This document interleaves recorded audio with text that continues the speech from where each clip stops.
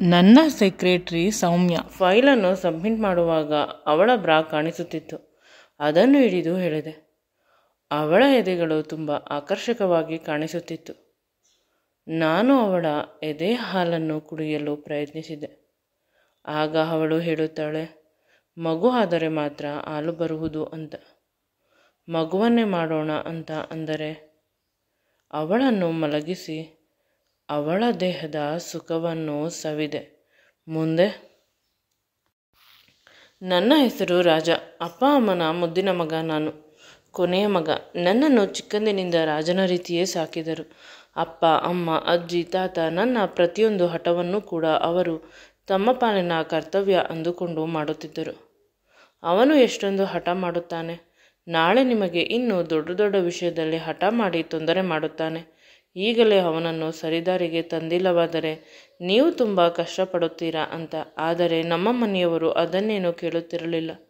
ಏಕೆಂದರೆ ನಮ್ಮ ಮಗನ ಆಸೆಗಳನ್ನು ಪೂರೈಸುವುದು ನಮ್ಮ ಕರ್ತವ್ಯ ಅಂತ ಹೇಳುತ್ತಿದ್ದರು. ದಿನಗಳು ಕಳೆದಂತೆ ನಾನು ಕಾಲೇಜಿಗೆ ಸೇರಿದೆ.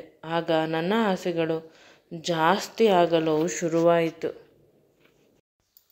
ಕಾಲೇಜಿನಲ್ಲಿ ಸುಂದರವಾದ ಹುಡುಗಿಯರು ಇರುತ್ತಿದ್ದರು. ನಾನು ಚಂದದ ಬಟ್ಟೆಗಳನ್ನು ಹಾಕಿಕೊಂಡು ಹೋದರೆ, ಬೈಕಿನಲ್ಲಿ ಹೋದರೆ ಅವರು ನನಗೆ ಅಟ್ರ್ಯಾಕ್ಟ್ ಆಗುತ್ತಾರೆ ಅಂತ ಇವರ ಬಳಿ ತುಂಬ ದುಡ್ಡನ್ನು ಖರ್ಚು ಮಾಡಿಸುತ್ತಿದ್ದೇನೆ. ನಮ್ಮ ಕೈಯಲ್ಲಿ ನಿನ್ನನ್ನು ಸಾಕಲು ಸಾಧ್ಯವಿಲ್ಲ ಅಂತ. ಏಕೆಂದರೆ ನಾನು ಬ್ರ್ಯಾಂಡೆಡ್ ಬಟ್ಟೆಯನ್ನು ಕೇಳುತ್ತಿದ್ದೆ. ಕೊನೆಗೆ ಅವರೆಲ್ಲ ನನ್ನನ್ನು ಬಿಟ್ಟು ಬಿಟ್ಟರು. ಏಕೆಂದರೆ ನಮ್ಮ ಕಾಲೇಜಿನಲ್ಲಿ ತುಂಬ ಸುಂದರವಾದ ಹುಡುಗಿಯರು ಇದ್ದಾರೆ. ಅವರು ಯಾವಾಗಲೂ ಬ್ರ್ಯಾಂಡೆಡ್ ಬಟ್ಟೆಗಳನ್ನು ಹಾಕುವ ಹುಡುಗರ ಜೊತೆಯೇ ಹೋಗುವುದು. ಅದಕ್ಕಾಗಿ ನಾನು ಸಣ್ಣ ಪುಟ್ಟ ಕೆಲಸಗಳನ್ನು ಮಾಡುತ್ತಿದ್ದೇನೆ. ಅದರಿಂದ ಬಂದ ದುಡ್ಡನ್ನು ಕೇವಲ ನನ್ನ ಮೇಲೆ ಮಾತ್ರ ಖರ್ಚು ಮಾಡುತ್ತಿದ್ದೆ. ನಂತರ ಮನೆಯವರಿಗೂ ನನಗೂ ಮತ್ತೆ ಕ್ಲಾಶ್ ಆಗುತ್ತಿತ್ತು. ಅವರುಗಳು ಕೂಡ ನನ್ನ ಮೇಲಿನ ಪ್ರೀತಿಯನ್ನು ಬಿಟ್ಟುಬಿಟ್ಟರು. ಮಗ ನಮ್ಮ ಪ್ರಾಣವನ್ನು ತಿನ್ನುತ್ತಾನೆ, ನಮ್ಮನ್ನು ರಕ್ಷಣೆ ಮಾಡುತ್ತಾನೆ ಅಂತ ನಾವು ಅವನನ್ನು ಸಾಕಿದರೆ ಅವನು ದಿನದಿಂದ ದಿನಕ್ಕೆ ತುಂಬ ದೊಡ್ಡದಾಗಿ ಅವನ ಬಯಕೆಗಳನ್ನು ಇಡುತ್ತಿದ್ದಾನೆ. ನಾವು ಮಿಡ್ಲ್ ಕ್ಲಾಸ್ ಜನ, ನಮ್ಮ ಕೈಲಾದದನ್ನು ನಾವು ಕೊಡುತ್ತೇವೆ. ಆದರೆ ಇವನು ಆಕಾಶದಲ್ಲಿರುವ ನಕ್ಷತ್ರ ಬೇಕು ಅಂದರೆ ನಾನು ಎಲ್ಲಿಂದ ತಂದು ಕೊಡಲಿ ಅಂತ ಅವರು ಹೇಳುತ್ತಾರೆ. ನಾನು ಜಾಸ್ತಿ ಏನೂ ಕೇಳಿಲ್ಲ. ತಿಂಗಳಿಗೆ 1 ಲಕ್ಷ ಪಾಕೆಟ್ ಮನಿ, ಅದೇನೋ ದೊಡ್ಡದ? ನನ್ನ ಗೆಳೆಯರೆಲ್ಲ 2 ಲಕ್ಷ 5 ಲಕ್ಷ ಪಾಕೆಟ್ ಮನಿ ತರುತ್ತಾರೆ ಅಂತ ಇವನು ಹೇಳಿದ. ಅಷ್ಟು ಪಾಕೆಟ್ ಮನಿ ಇದ್ದರೆ ಮಾತ್ರ ಹುಡುಗಿಯರು ಇವನ ಬುಟ್ಟಿಗೆ ಬೀಳುವುದು. ಪ್ರೀತಿ ಕಾಲೇಜಿನ ಎಲ್ಲ ಹುಡುಗಿಯರಿಗಿಂತ ಸುಂದರವಾದ ಹುಡುಗಿ, ಅವಳನ್ನು ಬುಟ್ಟಿಗೆ ಹಾಕಿಕೊಳ್ಳಬೇಕು ಅಂತ ಇವನು ಜಿಮ್ಗೆ ಸೇರಿದ. 6 ಪ್ಯಾಕ್ ಬರೆಸಿಕೊಂಡ ಅವಳಿಗಾಗಿ ತುಂಬ ಕಷ್ಟಪಡುತ್ತಿದ್ದಾನೆ. ಅವನ ಅಮ್ಮನ ಒಡವೆಗಳನ್ನು ಮಾರಿ ಶೋಕಿ ಮಾಡುತ್ತಿದ್ದಾನೆ. ಅಮ್ಮನನ್ನು ದುಡ್ಡಿಗಾಗಿ ಪೀಡಿಸಿದಾಗ ಅವಳು ವಿಧಿಯಿಲ್ಲದೆ ತನ್ನ ಒಡವೆಗಳನ್ನು ಕೊಡಬೇಕು. ಅವಳ ಗಂಡ ನಯ ಪೈಸಾ ಖರ್ಚಿಗೆ ಕೊಡುವುದಿಲ್ಲ. ಮಗ ಬಲವಂತದಿಂದ ಕಾಡಿದಾಗ ಬೇಡಿದಾಗ ವಿಧಿಯಿಲ್ಲದೆ ಆ ತಾಯಿ ತನ್ನ ಒಡವೆಯನ್ನು ಕೊಡಲು. ಆದರೆ ಇವನು ಪ್ರೀತಿಗಾಗಿ ಖರ್ಚು ಮಾಡಿದ. ಪ್ರೀತಿ ಇವನ ಬಳಿ ದುಡ್ಡು ಇರುವವರೆಗೂ ಇದ್ದಳು. ಇವನ ಬಳಿ ದುಡ್ಡು ಖಾಲಿಯಾದ ಮೇಲೆ ಇವನ ಗೆಳೆಯ ರಾಕೇಶ್ನ ಜೊತೆ ಹೋದಳು. ರಾಕೇಶ್ ತುಂಬ ಶ್ರೀಮಂತನ ಮಗ ಅಂತ ಕಾಲೇಜಿನಲ್ಲಿ ಅವಮಾನವಾಯಿತು. ಇವನು ಬಡವರ ಮಗ ಅಂತ. ತಾನು ಬದುಕುವುದು ಬೇಡ, ಈ ಪ್ರಪಂಚ ನನಗೆ ಬೇಡ ಅಂತ ರೋಡಿನಲ್ಲಿ ಬರಬೇಕಾದಾಗ ಒಂದು ಮಗು ಅಕಸ್ಮಾತಾಗಿ ಬೇರೆಯವರ ಕಾರಿಗೆ ಸಿಕ್ಕಿಕೊಂಡು ಸ್ವಲ್ಪ ಸಣ್ಣದಾಗಿ ಆಕ್ಸಿಡೆಂಟ್ ಆದಾಗ ಆ ಮಗುವಿನ ಅಪ್ಪ ಅಮ್ಮ ಜೋರಾಗಿ ಅಳುತ್ತಿದ್ದಾರೆ. ಮುಗಿಲು ಮುಟ್ಟುವಂತೆ ಆಗಿರುವ ಗಾಯ ಸ್ವಲ್ಪ ಅಷ್ಟೆ, ಮೂಗೇಟು, ಜೋರಾಗಿ ಏನೂ ಆಗಿಲ್ಲ. ನಮ್ಮ ಮಗುವಿಗೆ ತೊಂದರೆ ಆಯಿತು, ಮುಂದೆ ಏನು ಮಾಡುವುದು ಅಂತ ಅವರ ಅಪ್ಪ ಅಮ್ಮ ಅಳುತ್ತಿದ್ದಾರೆ. ಅದೇ ರೀತಿ ಅಲ್ಲವೇ ನನಗೆ ಏನಾದರೂ ತೊಂದರೆಯಾದರೆ ನಾಳೆ ನನ್ನ ಅಪ್ಪ ಅಮ್ಮ ಕೂಡ ಜೀವನ ಪರ್ಯಂತ ಇದೇ ರೀತಿ ಅಳುತ್ತಾರೆ. ಅವರನ್ನು ನಾನು ಹೀಗೆ ಅಳಲು ಬಿಟ್ಟು ಹೋಗಲು ಸಾಧ್ಯವಿಲ್ಲ ಅಂತ ಅವರು ಸಹಾಯ ಮಾಡಿದ್ದನ್ನು, ಅವರು ಪ್ರೀತಿಯಿಂದ ಇವನನ್ನು ನೋಡಿಕೊಂಡಿದ್ದನ್ನು ಎಲ್ಲವನ್ನು ನೆನೆಸಿಕೊಂಡು ಅವನು ತುಂಬ ಎಮೋಷ್ನಲ್ ಆದ. ಕೇವಲ ಒಂದು ಬಣ್ಣದ ಚಿಟ್ಟೆ ನನ್ನ ಬಳಿ ದುಡ್ಡಿಲ್ಲ ಅಂತ ಹೊರಟು ಹೋದಳು. ದುಡ್ಡು ಇರುವ ಮನುಷ್ಯನ ಬಳಿ ಅದೇನೋ ದೊಡ್ಡ ವಿಷಯವಿಲ್ಲ. ಆದರೆ ನಾನು ತುಂಬ ಎತ್ತರ ಬೆಳೆಯಬೇಕು ಅಂದರೆ ತುಂಬ ದುಡ್ಡನ್ನು ಸಂಪಾದನೆ ಮಾಡಬೇಕು. ಅದೇನು ಕಷ್ಟವಲ್ಲ. ನಾನು ತುಂಬ ಚೆನ್ನಾಗಿ ಓದುತ್ತೇನೆ. ಈ ಬಾರಿ ಇಂಜಿನಿಯರಿಂಗ್ ಕಾಲೇಜಲ್ಲಿ ಫ್ರೀ ಸೀಟನ್ನು ನಾನು ತೆಗೆದುಕೊಳ್ಳಲೇಬೇಕು ಅಂತ ಅದನ್ನೇ ಚಾಲೆಂಜ್ ಆಗಿ ತೆಗೆದುಕೊಂಡು ಚೆನ್ನಾಗಿ ಓದಿದ್ದೆ. ಈಗ ಟಾಪ್ ಮೋಸ್ಟ್ ಕಾಲೇಜಲ್ಲಿ ಇಂಜಿನಿಯರಿಂಗ್ ಸೀಟ್ ಸಿಕ್ಕಿದೆ.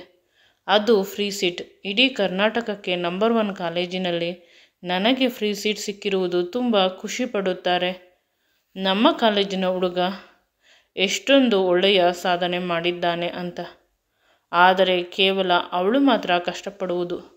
ಜೊತೆಗೆ ಅವಳ ಬಾಯ್ ಫ್ರೆಂಡ್ ಕೂಡ ತುಂಬ ಕಷ್ಟಪಡುತ್ತಾನೆ. ತಿಂಗಳಿಗೆ ನನಗೆ 2 ಲಕ್ಷ ಸಂಪಾದನೆ ಬರುತ್ತದೆ. ನಂಬರ್ 1 ಕಂಪನಿಯಲ್ಲಿ ನನಗೆ ಕೆಲಸ ಸಿಕ್ಕಿರುವುದು. ಇದೆಲ್ಲ ಅವಳ ಮೇಲಿನ ಸಿಟ್ಟಿಗೆ ನಾನು ಹಗಲು ರಾತ್ರಿ ಚೆನ್ನಾಗಿ ಓದಿದರ ಫಲ. ಕಂಪನಿಯಿಂದ ಒಂದು ಫ್ಲ್ಯಾಟನ್ನು ಕೊಟ್ಟಿದ್ದಾರೆ. ನೆಮ್ಮದಿಯಾಗಿ ಇದ್ದೇನೆ. ಇಂದು ಒಂದು ಮೀಟಿಂಗ್ ಇತ್ತು ಬೇರೆ ಕಂಪನಿಯವರ ಜೊತೆ. ಆ ಕಂಪನಿಯ CEO ಹೆಂಡತಿ ನನ್ನ ಹಳೆಯ ಪ್ರೇಯಸಿ ಪ್ರೀತಿ. ರಾಕೇಶ್ನನ್ನು ಬಿಟ್ಟು ಇಂದು ITR ಕಂಪನಿಯ ಮಾಲೀಕನ 2ನೇ ಹೆಂಡತಿ ಆಗಿದ್ದಾಳೆ. ಮೊದಲ ಹೆಂಡತಿಗೆ ಡೈವೋರ್ಸ್. ಇವಳಿಂದ ಅಂತೆ. ನನಗೆ ಗೊತ್ತಿಲ್ಲ. ಆದರೆ ನಾನು ITR ಕಂಪನಿಗಿಂತ ದೊಡ್ಡ ಕಂಪನಿಯನ್ನು ಕಟ್ಟಬೇಕು ಅಂತ ಕೆಲಸವನ್ನು ಬಿಟ್ಟು ಹೊಸ ಸ್ಟಾರ್ಟಪ್ಪನ್ನು ಶುರು ಮಾಡಿದೆ. ಮನೆಯಲ್ಲಿ ಇದಕ್ಕೆ ಯಾರ ಒಪ್ಪಿಗೆ ಇರಲಿಲ್ಲ. ಸುಮಾರು 1 ವರ್ಷಗಳ ಕಾಲ ಅವರನ್ನು ನಾನು ಒಪ್ಪಿಸಿದೆ. ಆಯಿತು. ಅಜ್ಜಿ ಮಾತ್ರ ತನ್ನ ಬೆಲೆ ಬಾಳುವ ಒಡವೆಗಳನ್ನು ತಾನು ಇಟ್ಟಿದ್ದ ಇಷ್ಟು ದಿನದ ಸೇವಿಂಗ್ಸನ್ನು ನನಗೆ ಕೊಡಲು ಅವಳು ಕೊಟ್ಟಿದ್ದು ತುಂಬ ಸಹಾಯವಾಯಿತು. ಮನೆ ಖರ್ಚನ್ನು ಅಪ್ಪ ನೋಡಿಕೊಳ್ಳುತ್ತಿದ್ದರು. ನಿನ್ನ ಸಂಬಳವನ್ನು ಎತ್ತಿ ಇಡು, ನೀನು ಹೊಸ ಮನೆಯನ್ನು ತೆಗೆದುಕೊಳ್ಳುವೆ ಅಂತ ಅಪ್ಪ ಹೇಳುತ್ತಿದ್ದರು. ಆದರೆ ಹೊಸ ಮನೆ ತೆಗೆದುಕೊಳ್ಳುವುದಕ್ಕಿಂತ ಹೆಚ್ಚಾಗಿ ನಾನು ಕಂಪನಿಯನ್ನು ಉದ್ಧಾರ ಮಾಡಬೇಕು ಅಂತ ಹೊಸ ಸ್ಟಾರ್ಟಪ್ ಶುರು ಮಾಡಿದೆ. ಮೊದಮೊದಲು ಫೇಲ್ಯೂರ್ ಆದರೂ ಕ್ರಮೇಣ ಅದು ಪಿಕಪ್ ಆಯಿತು. ಈಗ ತಿಂಗಳಿಗೆ ಕೋಟಿಗಟ್ಟಲೆ ನನ್ನ ಕಂಪನಿಯಿಂದ ವಹಿವಾಟು ನಡೆಯುತ್ತದೆ. ಇದು ಪ್ರತಿಯೊಬ್ಬರಿಗೂ ಕೂಡ ಆಶ್ಚರ್ಯದಾಯಕವಾದ ವಿಷಯ. ಕರ್ನಾಟಕದಲ್ಲಿ ಇದೇ ಮೊದಲ ಕಂಪನಿ ಇಷ್ಟೊಂದು ಬೇಗ, ಇಷ್ಟೊಂದು ಕಡಿಮೆ ಸಮಯದಲ್ಲಿ ಇಷ್ಟೊಂದು ಸಂಪಾದನೆ ಮಾಡುತ್ತಿರುವುದು. ನನ್ನ ಕಂಪನಿಯ ಸೆಕ್ರೆಟರಿ ಶಂಕರ್ ಎಷ್ಟು ಜಾಸ್ತಿ ಸಂಬಳ ಕೊಟ್ಟರೂ ಕೂಡ ನಮ್ಮ ಕಂಪನಿಯ ದೊಡ್ಡ ಪ್ರಾಜೆಕ್ಟನ್ನು ಆಪೋಸಿಟ್ ಕಂಪನಿಯವರಿಗೆ ಡೀಲ್ ಮಾಡಿದ. ನನ್ನ ಎಲ್ಲ ಯೋಚನೆಗಳನ್ನು, ಅಂದರೆ ನನ್ನ ಪ್ರಾಜೆಕ್ಟ್, ನನ್ನ ಯೋಚನೆ ಯಾವ ರೀತಿ ಇತ್ತು ಅದೇ ರೀತಿ ಅವರು ಪ್ರಾಜೆಕ್ಟ್ ಮಾಡಿದ್ದಾರೆ. ಅನುಮಾನ ಬಂದಾಗ ತಿಳಿಯಿತು ಶಂಕರ್ ಮೋಸ ಮಾಡಿದ್ದಾನೆ ಅಂತ. ಅದಕ್ಕೆ ಅವನನ್ನು ಆ ವಿಷಯ ತಿಳಿದ ಸಮಯದಲ್ಲಿ ಕೆಲಸದಿಂದ ತೆಗೆದೆ. ಅವನನ್ನು ಕೆಲಸದಿಂದ ತೆಗೆದ ಮೇಲೆ ನನಗೆ ಸೆಕ್ರೆಟರಿ ಅರ್ಜೆಂಟಾಗಿ ಬೇಕಿತ್ತು, ನಮ್ಮ ಕಂಪನಿಯ ಎಲ್ಲ ವಿಚಾರಗಳನ್ನು ನೋಡಿಕೊಳ್ಳಲು.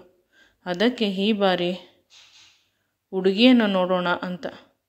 ಹುಡುಗಿಯರಾದರೆ ಸ್ವಲ್ಪ ನಿಯತ್ತಾಗಿ ಇರುತ್ತಾರೆ, ಹುಡುಗರ ರೀತಿ ಇರುವುದಿಲ್ಲ ಅಂತ ತುಂಬ ಇಂಟರ್ವ್ಯೂಗಳು ಆದರೂ ಕೂಡ ಯಾವ ಹುಡುಗಿಯೂ ನನಗೆ ಇಷ್ಟವಾಗಲಿಲ್ಲ. ಅವಳು ನೋಡಲು ಸುಂದರವಾಗಿರಬೇಕು ಅನ್ನುವುದೇನೂ ಇಲ್ಲ, ಆದರೆ ತುಂಬ ಒಳ್ಳೆಯವಳಾಗಿರಬೇಕು, ಇಂಟೆಲಿಜೆಂಟ್ ಆಗಿರಬೇಕು, ಎಲ್ಲಕ್ಕಿಂತ ಹೆಚ್ಚಾಗಿ ಆನೆಸ್ಟ್ ಇರಬೇಕು. ನಮ್ಮ ಕಂಪನಿ ಸೀಕ್ರೆಟ್ ಲೀಕ್ ಮಾಡಬಾರದು, ಏಕೆಂದರೆ ಬುದ್ಧಿ ನನಗೆ ತುಂಬ ಇದೆ. ಸೆಕ್ರೆಟರಿ ನಾನು ಹೇಳಿದ ಹಾಗೆ ಕೇಳಿಕೊಂಡು ಇದ್ದರೆ ಸಾಕು ಅನ್ನುವುದು ಅವನ ಆಲೋಚನೆ ಆಗಿತ್ತು. ಇವನ ಆಲೋಚನೆಗೆ ತಕ್ಕಂತೆ ಒಂದು ಹುಡುಗಿ ಸೆಲೆಕ್ಟ್ ಆದಳು. ಅವಳ ಹೆಸರು ಸೌಮ್ಯ. ಹೆಸರಿಗೆ ತಕ್ಕಂತೆ ಸೌಮ್ಯವಾಗಿ ಇದ್ದಾಳೆ, ತುಂಬ ಸೈಲೆಂಟ್, ತುಂಬ ಅನಿಸುತ್ತದೆ. ಅವಳನ್ನು ನೋಡಿದರೆ ನಾವೇ ಸಡನ್ನಾಗಿ ಏನೂ ಮಾತನಾಡಲು ಸಾಧ್ಯವಿಲ್ಲ. ಸ್ವಲ್ಪ ಫಿಲ್ಟರ್ ಮಾಡಿ ಮಾತನಾಡಬೇಕು, ಅಷ್ಟು ಅವಳು ಸ್ಟ್ರಾಂಗ್ ಆಗಿದ್ದಾಳೆ. ಆ ಸ್ಟ್ರಾಂಗ್ ಇರುವ ಹುಡುಗಿ ನನಗೆ ಬೇಕು ಅಂತ ಸೆಕ್ರೆಟರಿ ಸಂಬಳವನ್ನು ಡಬಲ್ ಮಾಡಿ ಅವಳನ್ನು ಕೆಲಸಕ್ಕೆ ಇಟ್ಟುಕೊಂಡೆ. ಅವಳು ಖುಷಿಪಟ್ಟಳು. ನಾಳೆಯಿಂದ ಕೆಲಸಕ್ಕೆ ಬನ್ನಿ ಅಂದರೆ, ಇಲ್ಲ ಸರ್, ಇಂದಿನಿಂದಲೇ ಕೆಲಸ ಮಾಡುತ್ತೇನೆ, ನನಗೆ ಕೆಲಸ ಮಾಡುವುದು ಎಂದರೆ ತುಂಬ ಇಷ್ಟ ಅಂತ ಅಂದಳು. ನಾನು ಅಂದುಕೊಂಡಿದ್ದಕ್ಕಿಂತ ತುಂಬ ಚೆನ್ನಾಗಿ ಒಬಿಡಿಯೆಂಟ್ ಅಂತ ನಾನು ಖುಷಿಪಟ್ಟೆ. ನನಗೆ ಈ ರೀತಿಯ ಹುಡುಗಿಯೇ ಬೇಕಿತ್ತು ಕೆಲಸಕ್ಕಾಗಿ. ನಾನು ತುಂಬ ಸುಂದರವಾದ ಕಂಪನಿಯನ್ನು ಕಟ್ಟಿದ್ದೇನೆ. ಅದಕ್ಕೆ ಕೆಲಸದವರು ಕೂಡ ತುಂಬ ನಿಷ್ಠೆಯಿಂದ ಇರಬೇಕು ಅಂತ ನಾನು ಬಯಸಿದೆ. ಅದೇ ರೀತಿ ಆಗುತ್ತಿದೆ. ಈ ಹುಡುಗಿಯನ್ನು ನೋಡಿದರೆ ಇವಳು ತುಂಬ ವರ್ಷಗಳ ಕಾಲ ಇಲ್ಲಿ ಕೆಲಸ ಮಾಡುತ್ತಾಳೆ, ನನ್ನ ಕಂಪನಿಯನ್ನು ರಕ್ಷಣೆ ಮಾಡುತ್ತಾಳೆ ಅಂತ ಅನಿಸಿತು. ಅದೇ ರೀತಿ ಆಯಿತು.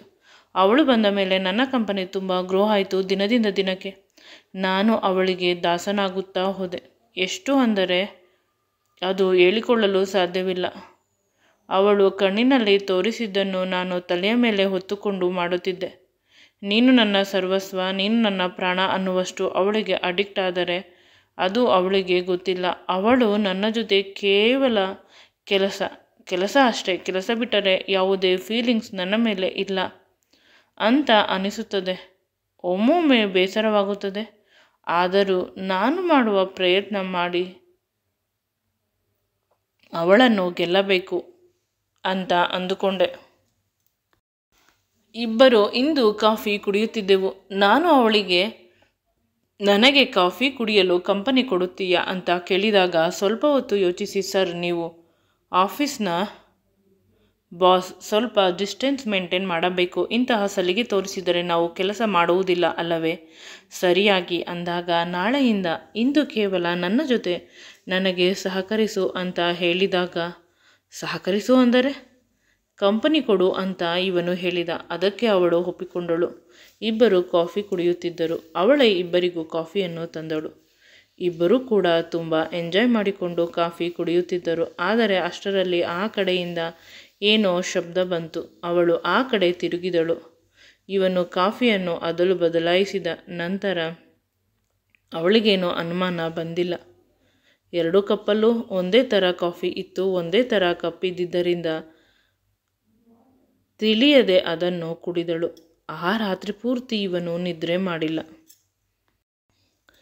ಖುಷಿಯಿಂದ ಮನೆಯಲ್ಲಿ ಇವನ ಬದಲಾವಣೆಯನ್ನು ಗಮನಿಸಿದ ಅಜ್ಜಿ ಏನಾಯಿತು ಅಂತ ಕೇಳಿದಳು.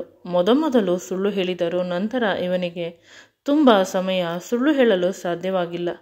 ಅಜ್ಜಿಗೆ ಅವಳ ಫೋಟೋವನ್ನು ತೋರಿಸಿ ಎಲ್ಲವನ್ನು ವಿವರಿಸಿ, ಆಗ ಅಜ್ಜಿ ಅವನ ಕಿವಿಯನ್ನು ಹಿಡಿದುಕೊಂಡು, ಕೇವಲ ಫೋಟೋದಲ್ಲಿ ತೋರಿಸಲು ಸಾಧ್ಯವಿಲ್ಲ, ನಾಳೆ ಅವಳನ್ನು ಕರೆದುಕೊಂಡು ಬಾ ಅಂತ ಹೇಳಿದಳು. ಅವಳನ್ನು ನೋಡಿದ ಮೇಲೆ ಹೇಳುತ್ತೇನೆ, ಕೇವಲ ಇದು ನಿನ್ನ ಆಸೆಯ ಕಾಲೇಜ್ ಪ್ರೀತಿ ರೀತಿ ಅಥವಾ ನಿಜವಾಗಲೂ ಅವಳು ದೇವತೆಯ ಅಂತ ಹೇಳಿದಳು. ಅದೇ ರೀತಿ ಮಾರನೇ ದಿನ ನಮ್ಮ ಮನೆಯಲ್ಲಿ ಪೂಜೆ ಇದೆ, ನೀವು ಬರಬೇಕು ಅಂತ ಹೇಳಿದಾಗ ಸೌಮ್ಯ ಕೇಳುತ್ತಾಳೆ, ಆಫೀಸ್ನ ಎಲ್ಲರನ್ನೂ ಕರೆದಿದ್ದೀರಾ ಅಂತ. ಇಲ್ಲ, ಕೇವಲ ನಿಮಗೆ ಮಾತ್ರ ಸ್ಪೆಷಲ್ ಪೂಜೆ, ಬಂದರೆ ಮನೆಗೆ ತಿಳಿಯುತ್ತದೆ ಅಂತ ಅವನು ಹೇಳಿದ. ಅವಳು ಬಾಸ್ ಹೇಳಿದರು ಅಂತ ಅವನ ಮನೆಗೆ ಹೋದಾಗ ಅವಳು ಅವರ ಮನೆಯನ್ನು ನೋಡಿ ಶಾಕ್ ಆದಳು. ಆಧುನಿಕ ಶೈಲಿಯಲ್ಲಿ ಮನೆ ಇದೆ, ನನ್ನನ್ನು ವೆಲ್ಕಮ್ ಮಾಡಲು ತುಂಬ ಜನ ಬಂದಿದ್ದಾರೆ ಅಂತ ಸೌಮ್ಯಳಿಗೆ ಶಾಕ್ ಆಯಿತು. ನಾನು ಯಾವ ದೊಡ್ಡ ಪರ್ಸನ್ ಅಂತ. ನಂತರ ಅವನು ಬಂದು ಅವಳನ್ನು ಒಳಗಡೆ ಕರೆದುಕೊಂಡು ಹೋದ. ಸರ್, ಇದನ್ನೆಲ್ಲ ನನಗೆ ಏಕೆ ಮಾಡಿಸಿದ್ದೀರಿ ಅಂತ ನಾನು ಹೇಳಲಿಲ್ಲವೇ? ಇಂದು ಪೂಜೆ ಇದೆ ಅಂತ ಬಂದವರಿಗೆಲ್ಲ ಇದೇ ರೀತಿ ಮಾಡುವುದು ಅಂತ ಅವಳ ಕೈಯನ್ನು ಹಿಡಿದುಕೊಂಡು ಮನೆಯ ಒಳಗೆ ಕರೆದುಕೊಂಡು ಹೋದ. ಅವರಿಬ್ಬರನ್ನು ಅಜ್ಜಿ ನೋಡಿ ಖುಷಿಪಟ್ಟರು. ಫೋಟೋದಲ್ಲಿ ಇದ್ದಿದ್ದಕ್ಕಿಂತ ತುಂಬ ಸುಂದರವಾಗಿದ್ದಾಳೆ ಹುಡುಗಿ, ಕೈ ತೊಳೆದು ಮುಟ್ಟಬೇಕು. ಅವಳ ಮಾತುಗಳು ಅಷ್ಟೇ ಸ್ಪಷ್ಟವಾಗಿತ್ತು, ಕಡ್ಡಿ ಮುರಿದ ಹಾಗೆ.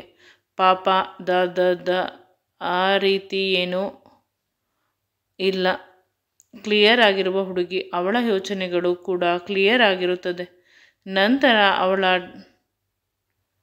ಡೇಟ್ ಆಫ್ ಬರ್ತನ್ನು ಅಜ್ಜಿ ಕೇಳಿದರು. ಅವಳ ಡೇಟ್ ಆಫ್ ಬರ್ತ್ ಮತ್ತು ಅವನ ಡೇಟ್ ಆಫ್ ಬರ್ತ್ ಚೆನ್ನಾಗಿ ಮ್ಯಾಚ್ ಆಯಿತು. ಇಬ್ಬರು ಹುಟ್ಟಿರುವುದು ಪರಸ್ಪರ ಒಬ್ಬರಿಗೊಬ್ಬರು ಬದುಕಲು. ಅವಳು ಅವನನ್ನೇ ಮದುವೆ ಆಗುವುದು ಅಂತ ಇತ್ತು. ಅದನ್ನು ನೋಡಿ ಅಜ್ಜಿ ಇನ್ನೂ ಖುಷಿಪಟ್ಟಳು. ಅಜ್ಜಿಗೆ ತುಂಬ ಜನ ಪೂಜಾರಿಗಳು ಗೊತ್ತು. 5 ನಿಮಿಷಕ್ಕೆ ಜಾತಕದ ಫಲಿತಾಂಶವನ್ನು ಹೇಳುತ್ತಾರೆ. ಇಂದು ಕೂಡ ಅದೇ ರೀತಿ ಆಯಿತು. ಅಜ್ಜಿ ಚಿನ್ನದ ಬಳೆಯನ್ನು ತಂದು ಸೌಮ್ಯಳ ಕೈಗೆ ಹಾಕಿದಳು. ನೀನೇ ಈ ಮನೆಯ ಸೊಸೆ, ನನ್ನ ಮೊಮ್ಮಗನ ಹೆಂಡತಿ ಅಂದಾಗ ಅವಳು ಆಶ್ಚರ್ಯದಿಂದ, ಅಂದರೆ ನೀವು ಇದೆಲ್ಲ ಮಾಡಿದ್ದು? ನಿಮಗೆಲ್ಲ ಮೊದಲೇ ನನ್ನ ಮೇಲೆ ಇಷ್ಟ ಇತ್ತ? ಅಂತ ಸೌಮ್ಯ ಕೇಳಿದಳು. ಹೌದು ಮಗು, ನಿನ್ನ ಇಷ್ಟ ಹೇಳು. ನನ್ನ ಮೊಮ್ಮಗ ತುಂಬ ಒಳ್ಳೆಯವನು, ತುಂಬ ಕಷ್ಟಪಟ್ಟಿದ್ದಾನೆ. ದಯವಿಟ್ಟು ಅವನನ್ನು ಮದುವೆ ಆಗಿ ಅವನಿಗೆ ಒಂದು ಬದುಕನ್ನು ಕೊಡು ಅಂತ ಹೇಳಿದಾಗ ಸೌಮ್ಯ ನಾಚಿಕೆಯಿಂದ ಒಪ್ಪಿಕೊಂಡಳು. ಅವಳ ಮುಖ ತುಟಿಗಳು ಕೆಂಪಾಯಿತು. ಅವಳ ಕೈಗಳಿಗೆ ಚಿನ್ನದ ಬಳೆಗಳನ್ನು ಅಜ್ಜಿ ಹಾಕಿದಳು. ನಿನ್ನ ಮನೆಯವರನ್ನು ಕರೆದುಕೊಂಡು ಬಾ, ಬೇಗ ಮದುವೆ ಮಾಡಿ ಮುಗಿಸಿಬಿಡೋಣ ಅಂತ ಹೇಳಿದರು. ಆಗ ಅವಳು, ನನ್ನ ಅಪ್ಪ ಅಮ್ಮ ಇರುವುದು ವಿದೇಶದಲ್ಲಿ, ಅವರು ಬಂದಾಗ ಕರೆದುಕೊಂಡು ಬರುತ್ತೇನೆ ಅಂತ ಹೇಳಿದಳು. ಅವಳು ತುಂಬ ಸಮಯ ಇರಲಿಲ್ಲ, ಮನೆಗೆ ಹೋಗಬೇಕು ಅಂತ ಹೇಳಿದಳು. ಇದೆಲ್ಲ ಸಡನ್ನಾಗಿ ಆಗಿದ್ದರಿಂದ ಅವಳಿಗೆ ಒಂದು ರೀತಿ ಡಿಸ್ಕಂಫರ್ಟ್, ಒಂದು ರೀತಿ ಹಿಂಸೆ ಆಗುತ್ತಿತ್ತು. ಮಾರನೇ ದಿನ ಕೆಲಸಕ್ಕೆ ಹೋದಾಗ ಅವಳು ಎಂದಿನಂತೆ ಇದ್ದಳು. ಏನೋ ಆಗೇ ಇಲ್ಲ ಅನ್ನುವ ರೀತಿ. ಆದರೆ ನನಗೆ ತಿಳಿದುಕೊಳ್ಳಬೇಕಾಗಿದೆ, ನಾನು ನಿನ್ನನ್ನು ತುಂಬ ಪ್ರೀತಿಸುತ್ತೇನೆ ಅಂತ ಪ್ರಪೋಸ್ ಮಾಡಿದಾಗ, ಸರ್ ಇದು ಆಫೀಸ್ ಟೈಮ್, ಆಫೀಸ್ ಕೆಲಸದ ಬಗ್ಗೆ ಗಮನ ಕೊಡಿ ಅಂತ ಹೇಳಿದಳು. ಅವಳು ನಿಜವಾಗಲೂ ಇವಳನ್ನು ಹೀಗೆ ದಾರಿಗೆ ತೆಗೆದುಕೊಳ್ಳುವುದು ರೊಮ್ಯಾಂಟಿಕ್ ಆಗಿ ಅಂತ ಅವನು ಯೋಚಿಸುತ್ತಿದ್ದ. ಅವಳಿಗೆ ಪುಸಿ ಹೊಡೆದು ಅವಳನ್ನು ಡೇಟಿಗೆ ಕರೆದುಕೊಂಡು ಹೋಗುತ್ತಿದ್ದ. ಚಂದ ಹೋಟೆಲ್ಗಳಿಗೆ ಕರೆದುಕೊಂಡು ಹೋಗಿ ಅವಳಿಗೆ ಇಷ್ಟವಾದ ತಿಂಡಿಗಳನ್ನು ಕೊಡಿಸುತ್ತಿದ್ದ, ಶಾಪಿಂಗ್ ಮಾಡಿಸುತ್ತಿದ್ದ. ಮೊದಲು ಅವಳು ಅದನ್ನೆಲ್ಲ ಬೇಡ ಅಂತ ಹೇಳಿದರು. ಕ್ರಮೇಣ ಇವನ ಬಲವಂತ ಜಾಸ್ತಿ ಆದಂತೆ ಅವಳು ಕೂಡ ಒಪ್ಪಿಕೊಂಡಳು. ಮೊನ್ನೆ ಅವಳ ಬರ್ತ್ಡೇ ಆಯಿತು. ಅದಕ್ಕೆ ಅವನು ತುಂಬ ದುಬಾರಿಯಾದ ಡೈಮಂಡ್ ನೆಕ್ಲೆಸನ್ನು ಖರೀದಿ ಮಾಡಿ ತಂದುಕೊಟ್ಟ ಗಿಫ್ಟಾಗಿ. ಅವಳು ಅದನ್ನು ನೋಡಿ ಖುಷಿಪಟ್ಟಳು. ಪ್ರತಿದಿನ ಅವನು ಕೇಳುವುದು ಒಂದೇ, ನಾವಿಬ್ಬರು ಯಾವಾಗ ಮದುವೆ ಆಗೋಣ ಅಂತ. ಆದರೆ ಅವಳು ಮದುವೆಯನ್ನು ಮುಂದೂಡುತ್ತಿದ್ದಾಳೆ. ಇತ್ತೀಚೆಗೆ ಅವಳನ್ನು ರೊಮ್ಯಾಂಟಿಕ್ ಮೂವಿಗಳಿಗೆ ಕರೆದುಕೊಂಡು ಹೋಗುತ್ತೇನೆ. ಮೂವಿ ನೋಡಬೇಕಾದಾಗ ಮಧ್ಯದಲ್ಲಿ ಕೆನ್ನೆಗೆ ಮುತ್ತು ಕೊಟ್ಟೆ. ನನ್ನ ಕಡೆ ತುಂಬ ಕೋಪದಿಂದ ನೋಡಿದಳು. ನನಗೆ ಭಯವಾಯಿತು, ತಪ್ಪು ಮಾಡಿದೆ ಅಂತ ಅನಿಸಿತು. ಆದರೆ ಅವಳು ನನ್ನ ಹತ್ತಿರ ಬಂದು ಪುನಃ ತುಟಿಗೆ ತುಟಿ ಮುತ್ತು ಕೊಡಲು ಆರಂಭಿಸಿದಳು. ನಾನು ಕೂಡ ಅವಳ ಮುತ್ತಿಗೆ ಶರಣಾಗಿ ಮುತ್ತು ಕೊಡಲು ಆರಂಭಿಸಿದೆ. ನಮ್ಮಿಬ್ಬರ ಪ್ರೀತಿ ದಿನದಿಂದ ದಿನಕ್ಕೆ ಹೆಚ್ಚಾಗುತ್ತಿತ್ತು. ಮೊದಲು ಅವಳು ಅಷ್ಟು ಸ್ಟ್ರಿಕ್ಟ್ ಆಗಿದ್ದರೂ ಕೂಡ ಈಗ ಅವಳು ತುಂಬ ಫ್ರೀ ಆಗಿರುತ್ತಾಳೆ ನನ್ನ ಜೊತೆ. ಮದುವೆ ವಿಷಯ ಕೇಳಿದರೆ ಅವಳು ಮಂಕಾಗಿ ಬಿಡುತ್ತಾಳೆ.